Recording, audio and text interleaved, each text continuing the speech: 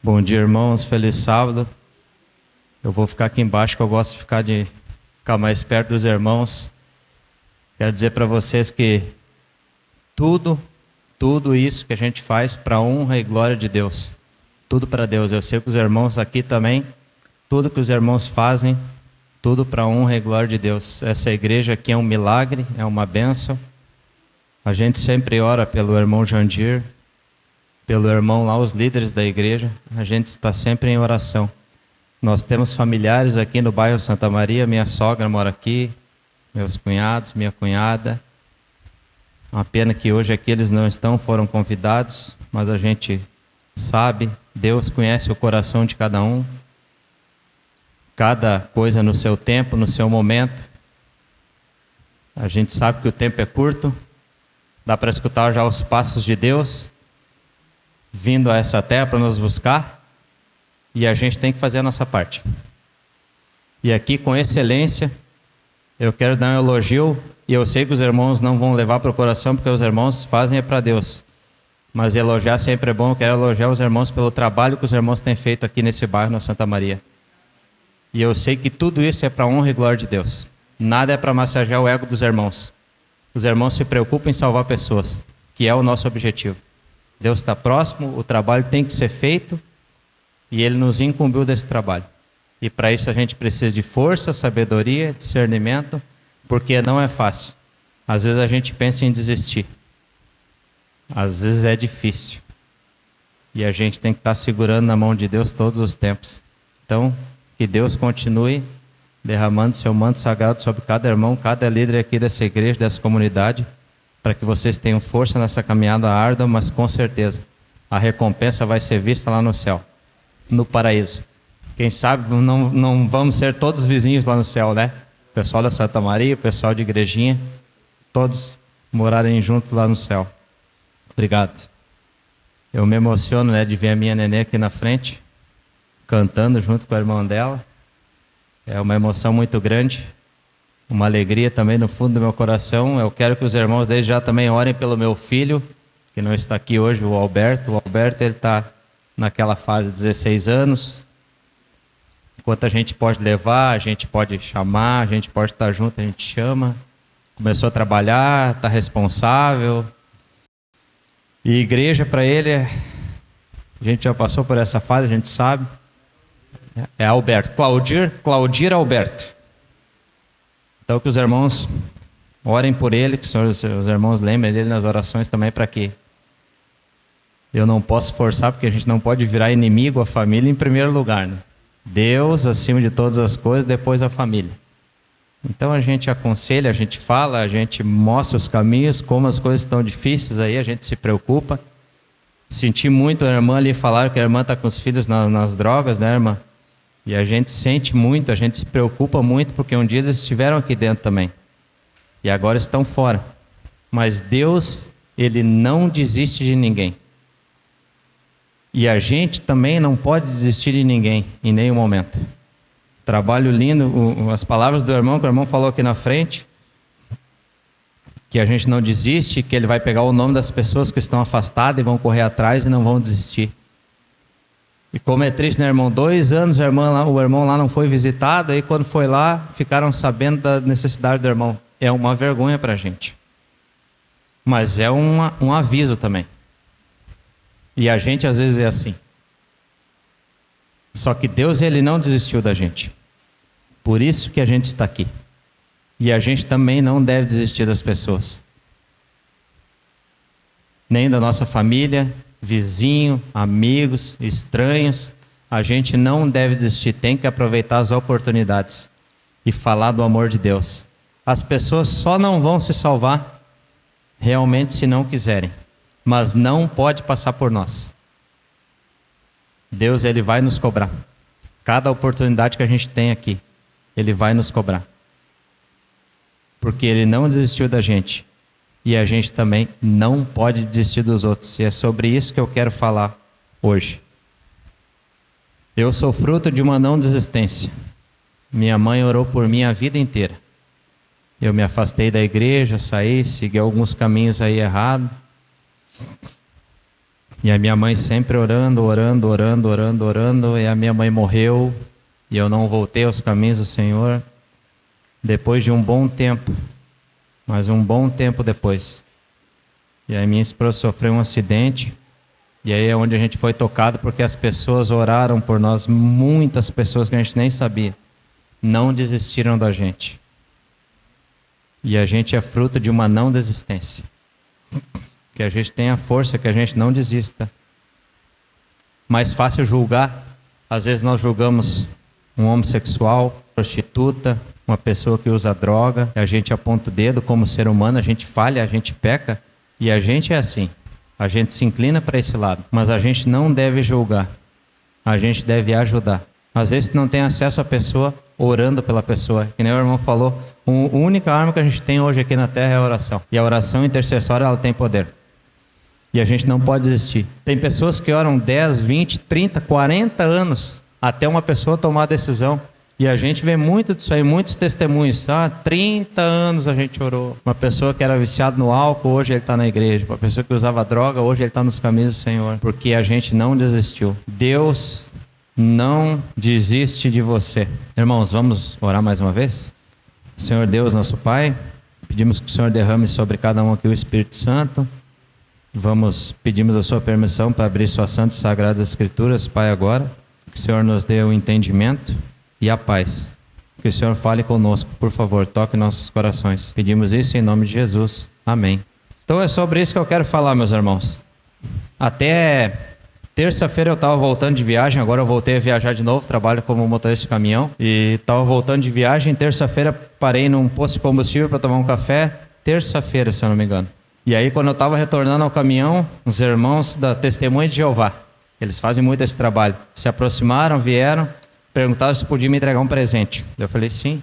Me entregaram uma revistinha e me chamou a atenção que na frente da capa estava escrito, será que Deus ainda se importa comigo? E um ponto de interrogação. E aí me deram uma cartinha, me agradeceram pelo trabalho que a gente faz, pediram para orar comigo, a gente orou. Eu perguntei se podia orar por eles também, orei, para que Deus abençoe o ministério deles, apesar de algumas divergências, mas a gente tem que orar pelos irmãos, são puros e sinceros de coração. Então, olha só que importante, daí me chamou muita atenção aquilo, porque eu estava preparando um sermão para isso. Será que Deus ainda se preocupa comigo? Olha o trabalho que esses irmãos vêm fazendo, né? Às vezes tu é um caminhoneiro e trabalha, tu é solitário, fica 20, 30, 40 dias sem vir para casa, às vezes tu chega, é solitário, e aí tu pensa que ninguém está se importando contigo, ninguém está te vendo. Mas Deus, Ele se importa contigo. Deus, Ele nunca desiste de ninguém. Mas as pessoas têm que fazer o trabalho. A gente tem que fazer o nosso trabalho. Abra suas Bíblias no livro de Marcos, capítulo 16. Marcos, capítulo 16, versículos 6 e 7. Nos diz assim, os irmãos acharam? Não tenham medo, disse ele. Vocês estão procurando Jesus, o Nazareno, que foi crucificado, ele ressuscitou. Não está aqui. Vejam o lugar onde haviam posto. Vão e digam aos discípulos dele e a Pedro: ele está indo adiante de vocês para a Galiléia. Lá vocês o verão, como ele disse. Está aqui o milagre. A prova de que Deus não desiste, não desistiu de você. Para que você também não desista dos outros. A ressurreição. Jesus, ele ressuscita. E esse é um milagre. O milagre da não desistência. Porque ele foi preparar um lugar melhor para mim e para você. Jesus não desiste de você. Mas ele ressalta: digam aos discípulos e também a Pedro. Esse é o personagem central do que eu quero falar para os irmãos hoje. Pedro. Pedro, ele era filho de Jonas, irmão de André. Nasceu em Betsaida, morou em Cafarnaum, casado, vivia da pesca, chamado por Jesus para ser um apóstolo. Na verdade, chamado por Jesus para ser o seu líder. Mas é um líder, irmãos, que caiu. Teve seus altos e baixos no seu ministério. Assim como muitos de nós temos nossos altos e baixos na nossa vida espiritual, na nossa vida matrimonial, na nossa vida financeira, com as pessoas aí na rua, temos nossos altos e baixos, nossos relacionamentos. E Pedro também.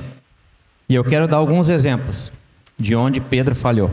Em Mateus capítulo 26, se você quiser abrir a Bíblia ali e acompanhar alguns textos que eu vou falar, ali conta a história conspiração que fizeram contra Jesus e a perseguição, em Mateus capítulo 26.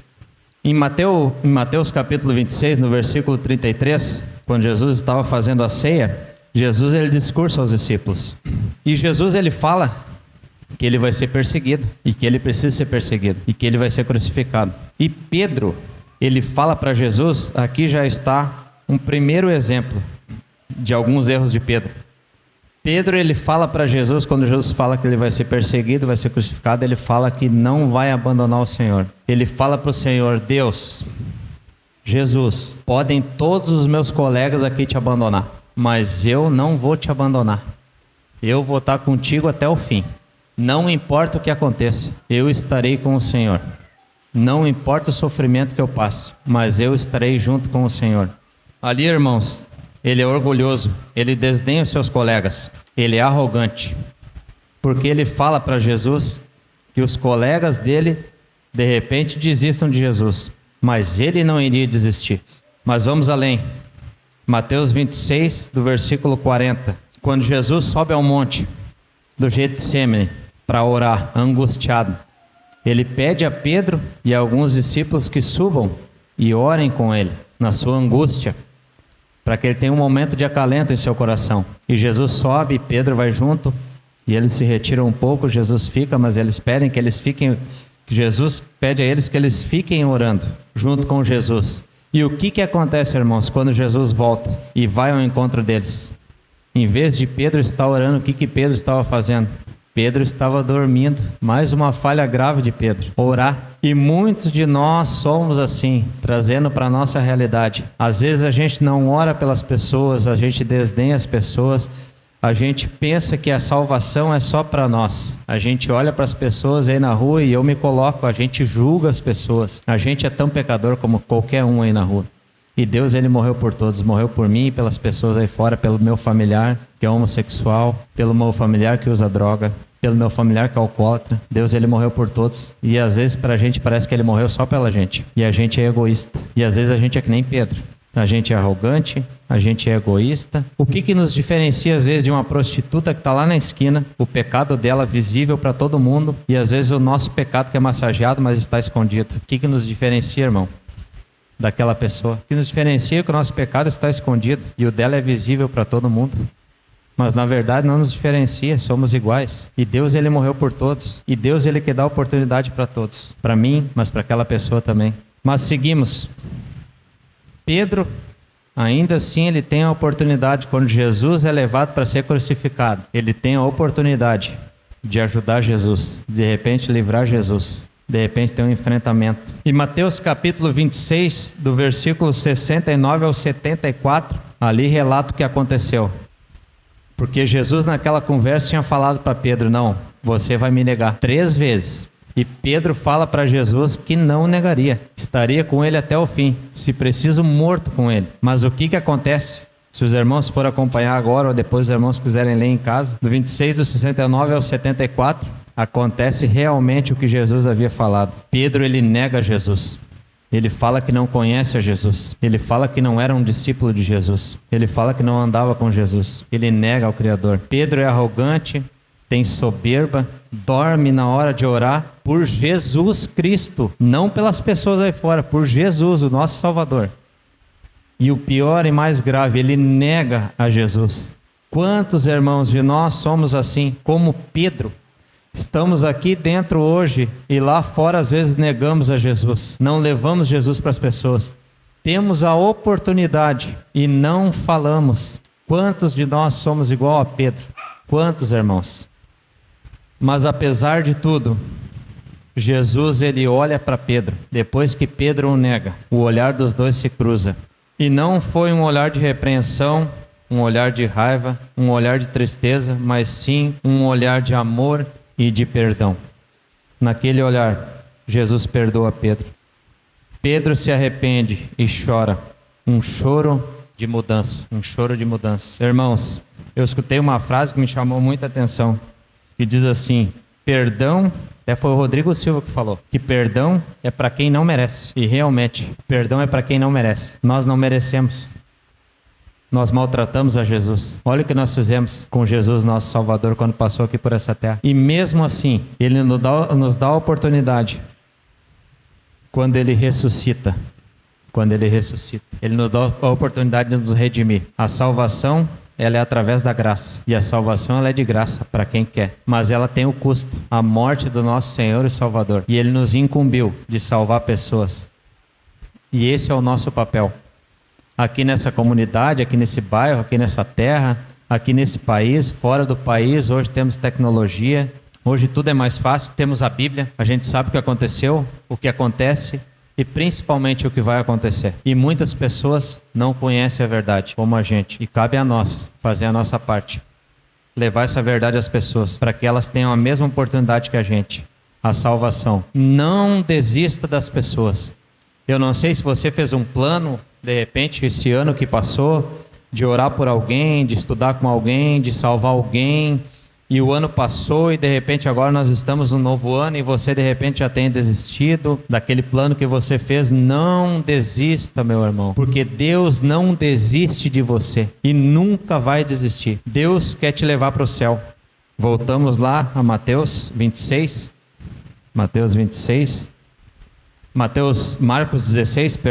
Marcos 16, o capítulo 6 e 7, capítulo 7 diz assim: vão e digam aos discípulos dele e a Pedro, ele ressalta Pedro, ele está indo adiante de vocês para a Galileia, lá vocês o verão, como ele o disse. Irmãos, de Jerusalém a Galileia são 154 quilômetros, a pé, uma longa e árdua caminhada. Pedro, além de ter que perseguir essa distância árdua, uma longa caminhada, ele vai nessa longa viagem levando a culpa, sem saber o que aconteceria quando chegaria lá. Qual seria a reação de Jesus quando olhasse para Pedro? Porque Pedro falhou. E Pedro pensa, eu vou chegar lá, mas com certeza Jesus já desistiu de mim. E ele vai. Quando ele enxerga Jesus, provavelmente de longe, ele ali com medo, com certeza, pensei agora, eu vou me aproximar de Jesus e ele vai me cobrar. E ele vai de repente até me destituir do cargo. E não, para mim acabou. Eu acho que Jesus vai desistir de mim. E qual a reação de Jesus quando Jesus enxerga Pedro? Jesus, ele olha para Pedro.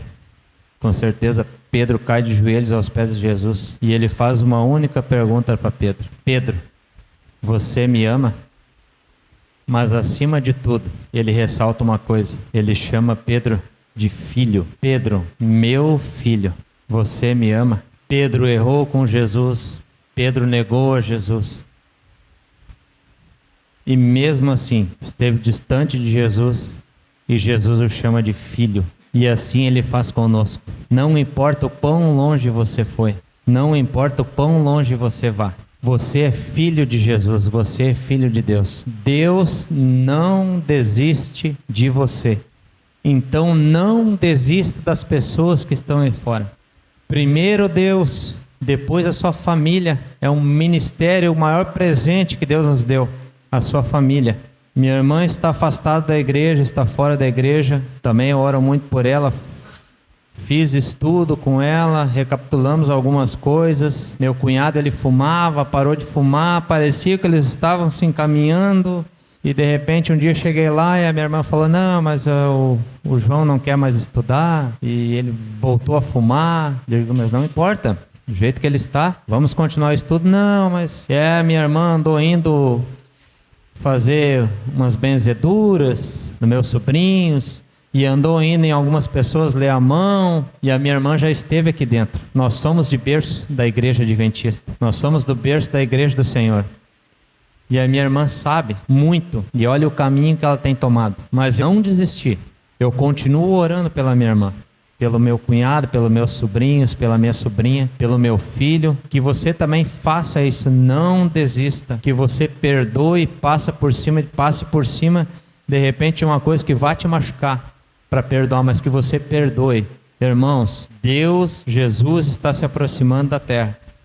Já ouvimos os passos do Senhor, trombeta dos anjos se aproximando, mas para você entrar, Você tem que fazer a sua parte. Não desista, porque Deus não desiste de você. Deus não desiste de ninguém. E eu vou orar muito para que esse projeto Caleb, do irmão ali, vou orar muito pelo irmão também, que Deus use o irmão, capacite e dê força para o irmão como evangelista, para que as águas se agitem, para que as pessoas se entreguem para Deus. É só através do trabalho árduo que isso pode acontecer. Que vocês não desistam. Mesmo que não seja hoje, amanhã ou semana que vem ou daqui 30 dias, mas que seja, e esse dia vai chegar, porque você não desistiu. Que Deus abençoe esse projeto, esse trabalho de ir atrás dessas pessoas, essas ovelhas que estão aí fora, que um dia estiveram aqui dentro e agora estão afastadas. Que vocês tenham força para ir atrás dessas pessoas, com Deus à frente. Irmãos, entenda você e faça também, de repente, essa pessoa entender que ela não pode desistir. Se você cair, continue indo, mesmo que arrastando, mas você não pode desistir. Levante-se e continue se movendo em direção a Jesus. Se grande é o seu pecado, maior é aquele que derramou o seu sangue. Se grande é o seu pecado, maior é o preço que foi pago por você naquela cruz. Você deve sua vida a Jesus. Então, não desista. Não fique com sentimento de culpa.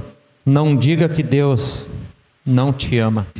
Mas não diga que você foi tão longe que você não pode mais voltar aos braços de Deus. Sabe por quê? Porque Ele continua de braços abertos, dizendo: venha, filho, venha arrebentado mesmo. Sabe por quê?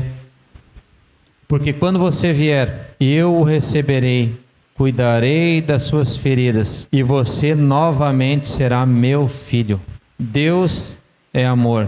Deus nos corrige e Deus nos abençoa, mas principalmente Deus nos cura. Que você tenha isso em mente, que você tenha força, que você lá no final, quando ir ao encontro de Jesus, Jesus o chame de filho, meu filho. Que você não precise se apresentar, porque Deus ele já vai te conhecer. Imagina, irmãos, você fazer o seu trabalho, não desistir do Senhor, não desistir das pessoas, não desistir da sua família, independente do que aconteça com ela.